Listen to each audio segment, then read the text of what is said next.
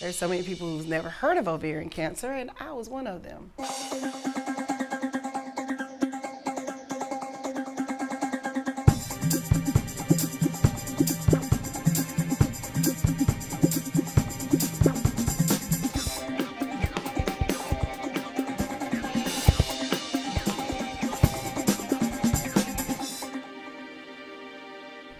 Well, when I was diagnosed and I told my family members and my friends, they were devastated, of course, because it was nothing that they expected, nor I expected as well. I was teaching school, have been teaching school for 20 plus years. I have a family, I have a husband, Tracy, 2 sons. When I met her, I had to learn how to change a lot of things in life. She's a kind of go-getter, extrovert, like to do things. We go places. My wife loves to travel. Every now and then, there are certain things that I have to deal with. Post-chemo, for instance, I have neuropathy in my feet. That doesn't go away, but I'm okay with that. And sometimes little achy bones here and there. Other than that, I'm doing very well. When she's up and she was doing what she needed to do, we just try to keep up. And when she had some tough days, and we just try to lift her up.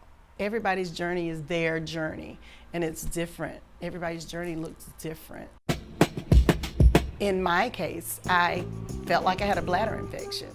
And that bladder infection just got worse and worse, at least what I thought was a bladder infection. As a matter of fact, the doctor actually gave me medication for it, and it didn't work. So I called him back, and fortunately, he was good enough to say, hey, come on in and we'll do a sonogram, and that's what they did. And that's how all of everything began. But it began with him listening and paying attention to what I was saying. And I really appreciated that because I knew my body, and we all know our bodies. Did the surgery that Wednesday. I woke up, looked at my husband, Tracy, asked him what was it, and he said it was ovarian cancer. I went home, I had a bag attached to my leg. When my sons came in, that was the biggest thing, just telling them. However, I was trying to be positive. I have a very strong faith. And my family right there around me, loving on me, not treating me any different, but just being there for me. That is what got me through. Family plays a part in it, but family is affected at the same time. In the process, I was a caregiver. And a lot of times, the focus is on the patient or the person that's going through it, but the caregiver has to go through a lot of things too. I had to just be there.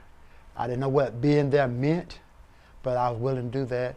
First of all, it's okay to feel however you feel. But at the same time, you need to start getting yourself prepared. If someone wants to help you, let them help you. The number one thing that I try to tell women, you need to be aware of these symptoms. You need to be aware that there is such thing as ovarian cancer. If there's any one thing that's different, pay attention to it. And if it lasts more than a couple of weeks, you need to go to the doctor. And you need to say, hey, you need to listen to me. You need to check me out. And if they won't do it, find someone who will. Because I'm now 6 years cancer-free, which is a blessing, and I know that.